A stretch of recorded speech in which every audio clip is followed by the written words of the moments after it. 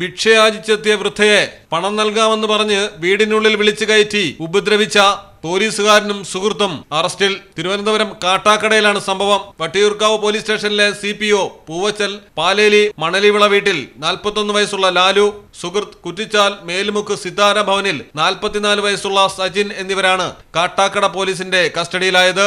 90 വയസ്സുള്ള സ്ത്രീയെയാണ് പൂവച്ചൽ UP സ്കൂളിന് സമീപം സജിന്റെ വീട്ടിൽ പ്രതികൾ പൂട്ടിയിട്ടത്. മദ്യലഹരിയിലായിരുന്നു തത്സമയം പ്രതികൾ. വീടിനുള്ളിൽ പൂട്ടിയതോടെ വയോധിക ബഹളം വെച്ചു. നിലവിളി കേട്ട് നാട്ടുകാരെത്തിയെങ്കിലും വൃദ്ധയെ പുറത്തുവിടാൻ പ്രതികൾ തയ്യാറായില്ല. തുടർന്ന് നാട്ടുകാർ തന്നെ വിവരം പോലീസിനെ അറിയിക്കുകയായിരുന്നു. കാട്ടാക്കട പോലീസ് എത്തിയാണ് വൃദ്ധയെ മോചിപ്പിച്ചത്. പോലീസിന്റെ പരിശോധനയിൽ വീട്ടിലെ 3 കസേരകൾ അടിച്ചു പൊട്ടിച്ച നിലയിൽ കണ്ടെത്തിയിരുന്നു. പ്രതികൾ വൃദ്ധയെ മർദ്ദിച്ചതായും കണ്ടെത്തിയിട്ടുണ്ട്.